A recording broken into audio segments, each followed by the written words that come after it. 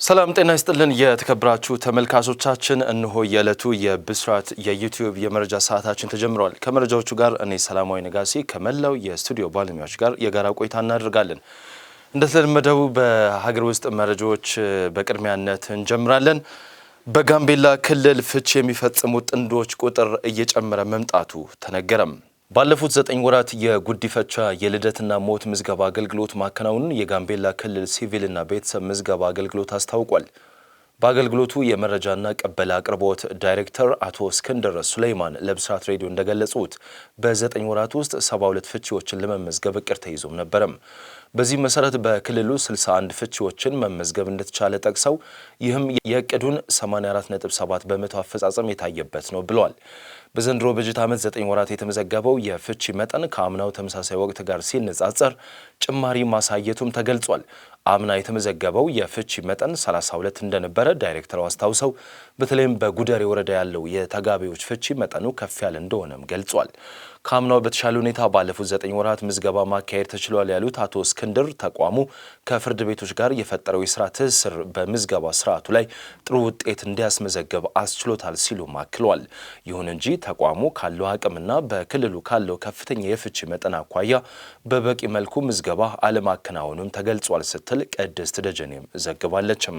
የ75 ዓመት አዛውንት ጎረቤቱን በአሰቃቂ ሁኔታ የገደለው ተከሳሽ በእስራት ተቀጣም። በባሌ ዞን ጎሮ ወረዳ ቄቁ ቀበሌ ነዋሪ የሆኑት አቶ እስማኤል ሁሴንና ኢብሮ አማና ጎረቤታሞች ናቸው።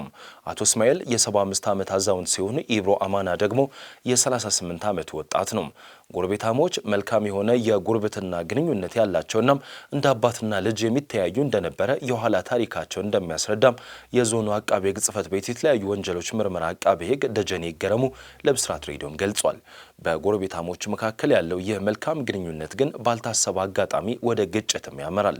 ይኸውም ጥር 28 ቀን 2018 ዓ.ም ከጠዋቱ 1 ሰዓት ተኩል ላይ ኢብሮ አማና ከጎረቤቱ አቶ እስማኤል ሁሴን ጎን ያለው የእርሻ መሬት በድንጋይ በመካብ እርከን እየሰራም ነበረም። አቶ እስማኤል እርከን ብለህ በድንጋይ ካብ የዘጋኸው መንገድ ነውና አቁም ሲሉት ኢብሮ አማን ግን የእርሶን የነካቦት የለም አርፎ ይቀመጡ እንዳላቸውና አቶ እስማኤልም ከብቶች መንገድ አጥተው የኔን የእርሻ ሰብል ውስጥ ገብተው ስለማያጠፉ አቁም ቢሉትም ኢብሮ አማና ግን ምንም መልስ ሳይሰጣቸው ስራውን ሲሰራ በመካከላቸው ስድብ መሰል ጠንከር ያሉ የቃላት ልውውጥ መሰና እንደጀመሩም የአቃቤ ሕግ የክስ መዝገብም ያስረዳል። በዚህ ጊዜ ንዴትና እልህ በተቀላቀለበት አኳያ አቶ እስማኤልን በኃይል ለማስቆም ከአቅም በላይ የሆነ ድርጊት ሲያደርጉ ኢብሮ በመገፍተር ወደፊት ድንጋይ ላይ እንዲወድቁም ያደርጋል። በመቀጠልም ድንጋይ በማንሳት የአዛውንቱን የኋላ የጭንቅላት ክፍል ላይ በማሳረፍ ከፍተኛ ጉዳትም ያደርስባቸዋል። የአካባቢው ነዋሪዎችም የአዛውንቱን መውደቅ ተመልክተው በአቅራቢያቸው ወደሚገኝ የጤና ተቋም በሞተር ቢያደርሷቸውም ከፍተኛ የደም መፍሰስ ስለገጠማቸው በሕክምና ላይ እያሉ ሕይወታቸውም ያልፋል። ኢብሮ ለአካባቢው የጸጥታ አካላት እጁንም ይሰጣል። ፖሊስ የወንጀል ድርጊቱን ከአካባቢው የጸጥታ አካላት ሪፖርት እንደደረሰው በፍጥነትም በስፍራው በመድረስ የአዛውንቱን አስክሬን ለምርመራ ወደ ሆስፒታል በመላክ ኢብሮ አማናን በመረከብ ምርመራው በሚያደርግበት ጊዜ የተፈጠረውን በሙሉ በማመን የድርጊቱን አፈጻጸም መርቶም ያሳያል። ፖሊስም የምርመራ መዝገቡን በሆስፒታል ከተገኘ የአስክሬን ምርመራና በሌሎች ማስረጃዎች በማጠናከር የምርመራ መዝገቡን አጠናቆ ለአቃቤ ሕግም ይልካል። አቃቤ ሕግም በሰው መግደል ወንጀል ክስ ይመሰርታል።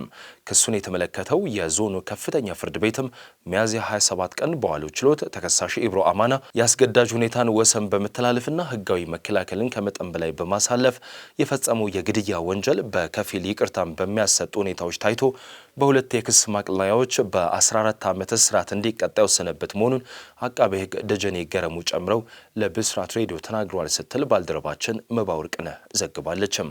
የተከበራችሁ ተመልካቾቻችን አሁን ደግሞ በቀጥታ የምናልፈው ወደ ዓለም አቀፍ መረጃዎች ይሆናል። በቅድሚያም አሜሪካና ኢራን የተመለከተ ጉዳይ ይሆናል። አሜሪካና እስራኤል ማህሙድ አህመዲን ነጃድን ወደ ኢራን መሪነት ለማምጣት እቅድ እንደነበራቸው ተዘገበ።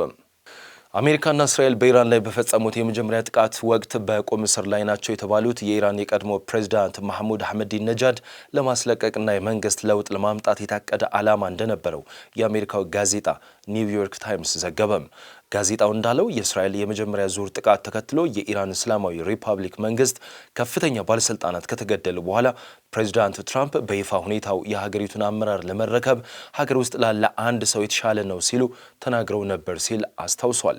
ይህም አሜሪካና እስራኤል ወደ ጦርነቱ የገቡት ግልጽ የሆነና ያልተጠበቀ ዓላማን ይዘው እንደሆነ አሁን ግልጽ ሆኗል በማለት በጸረ እስራኤልና አሜሪካ ጠንካራ አቋማቸው የሚታወቁት የቀድሞው የኢራን ፕሬዚዳንት ማህሙድ አህመዲነጃድ ምርጫቸው እንደነበረም ተዘግቧል።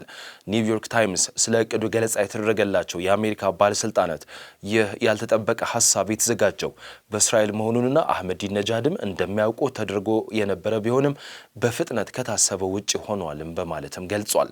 የቀድሞውን ፕሬዝዳንት ከቁም እስር ለማስለቀቅ በመኖሪያ ቤታቸው ላይ ጥቃት የተፈጸመ ሲሆን ዜናውም በተነገረበት ጊዜም አህመዲነጃድ በጥቃቱ መገደላቸው ቢዘገብም በአጭር ጊዜ ውስጥ በሕይወት እንዳሉ የማስተባበያ ዜናዎችም ወጥቷል።